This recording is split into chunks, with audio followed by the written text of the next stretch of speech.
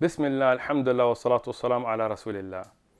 We get this question a lot. Somebody looks up a hadith in al-Bukhari, in a book, a printed book, and then they try to find it online, and the hadith numbers don't match, and suddenly we get all these weird ideas that there is multiple Sahih al-Bukharis, and some are secret and this and that. All of that's nonsense. It's very simple.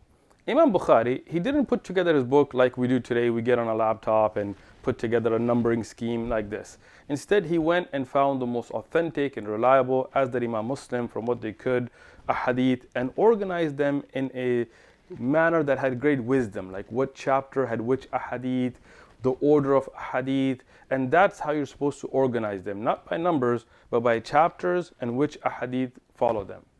Later on, ulama, when they started to organize these books, like Imam Muslim in his Sahih, was then explained by Imam al-Nawawi. Imam al-Nawawi, while explaining the Sahih of Imam Muslim, numbered them.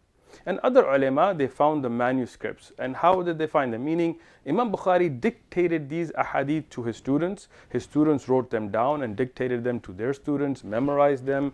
And then ulama went and found those actual manuscripts. And they put them together. And they have only one Sahih al-Bukhari. Alhamdulillah. But later on, ulama started to number them. And sometimes the numbering was different.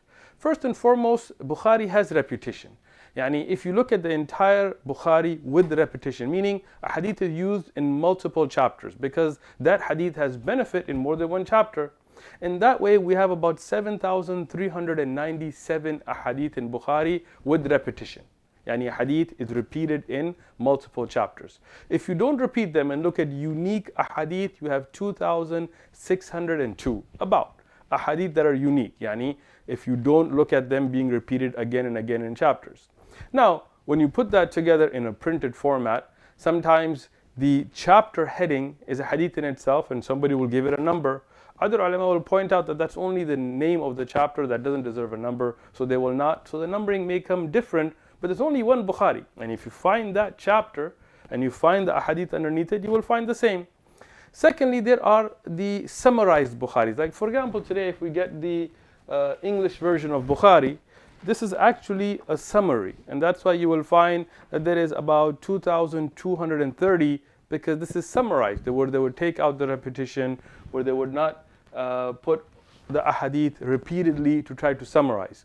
But if you get the full version of Bukhari, if you get the full printed version, usually then you will get, without repetition, around 7,563 ahadith, because some of the chapter titles and some of the ahadith that are not independent of themselves are still considered to be a hadith in numbering.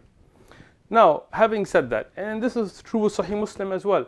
In Sahih Muslim, you will find 7,275 with repetition, about 4,000 without repetition.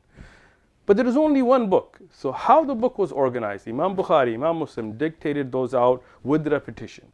So if you want to find the hadith and if you can't match up the numbers, that's only because of different prints or people numbering differently. You can always find the hadith. If it's in Bukhari and in Muslim, you will find it.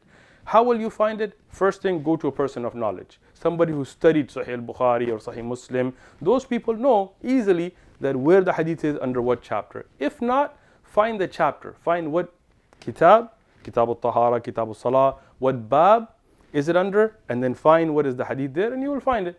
So this is why when you find disagreement amongst numbers of hadith, it's only because of prints and summaries and expansions, not because there is different books. And when you want to find them, find the chapter, you will find the hadith. If you're unable to, go to somebody who has knowledge. The people of knowledge will be able to help you. Jazakumullahu khairan.